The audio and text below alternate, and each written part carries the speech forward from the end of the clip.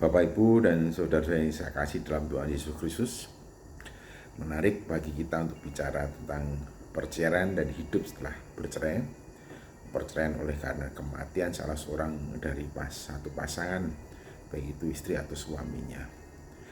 Di sini kita akan dapat memperhatikan apa yang ditegaskan oleh Paulus berkenaan dengan diri dan juga apa yang dianjurkan untuk orang-orang lain yang berada dalam keadaan sama seperti dia. Demikianlah 1 Korintus pasal yang ke-7 ayat 8 dan 9. Tetapi kepada orang-orang yang tidak kawin atau kepada janda-janda aku anjurkan supaya baiklah mereka tinggal dalam keadaan seperti aku. Janda tetap dalam keadaan janda, hidup sebagai seorang janda tanpa seorang suami atau tanpa seorang istri.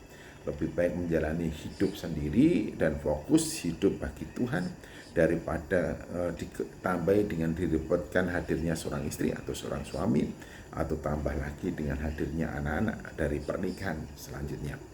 Tetapi di sini juga ada satu penegasan, namun jikalau tidak tahan untuk sendiri oleh karena persoalan nafsu, maka lebih baik menikah lagi.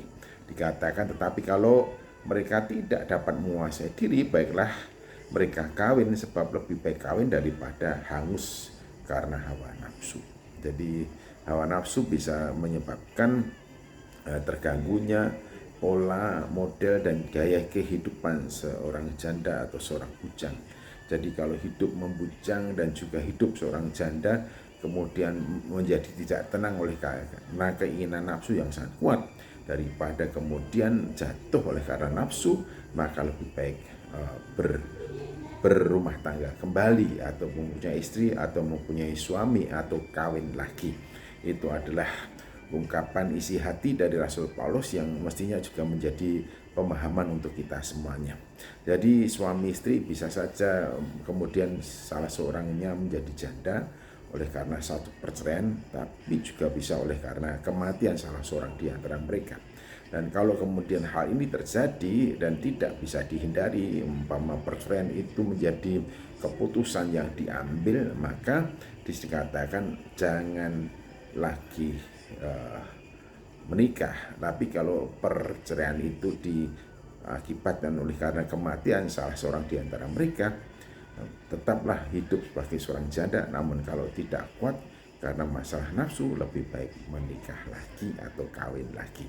Nah, ini adalah pilihan yang tepat karena di sini katakan bahwa hawa nafsu bisa membuat seseorang itu hangus, artinya seseorang itu bisa menjadi jatuh dan celaka oleh karena tidak bisa mengendalikan nafsunya, jatuh baik oleh karena percabulan, jatuh baik oleh karena perzinahan. Jadi bagi para janda yang pisah karena kematian istri atau suaminya, jikalau persoalan nafsu tidak bisa dikendalikan, pilihan yang terbaik adalah menikah. Namun kalau persoalan nafsu bisa dikendalikan dengan sebaik-baiknya, maka pilihan hidupnya adalah tetap menjadi janda dan digunakan hidupnya itu sepenuhnya bagi hormat, puji, dan kemuliaan nama Allah, atau konsentrasi fokusnya menggunakan dan menghibahkan hidupnya sepenuhnya, seutuhnya bagi hormat, puji, dan kemuliaan Allah. Apakah bisa? Nah, di bulan Desember ini tentu kita diingatkan kisah yang menarik, seorang yang bernama Simeon dan seorang yang bernama Hana. Hana setelah menjalani kehidupan rumah tangga bersama suaminya beberapa tahun, kemudian ia hidup menjadi seorang janda. Dan ia tetap bertahan sebagai seorang janda, menggunakan hidupnya sebagai seorang janda, fokus untuk melayani Tuhan, tinggal di rumah Tuhan, dan mengabdikan diri hidupnya kepada Tuhan. Dan untuk itulah kemudian kita dapat mendapatkan cerita yang luar biasa. Hana diberikan kesempatan yang indah oleh Allah untuk bertemu secara langsung dengan Yesus Juru Selamat, bayi Yesus, yang kemudian membukakan mata hati dan mata rohaninya untuk memandang ke depan dengan penuh ceria, dan bahkan menggunakan sisa waktu hidup selanjutnya untuk menceritakan kemana-mana kepada siapapun tentang Yesus Juru Selamat yang telah datang ke dalam dunia. Nah, saya kira ini adalah contoh yang baik bagi kita.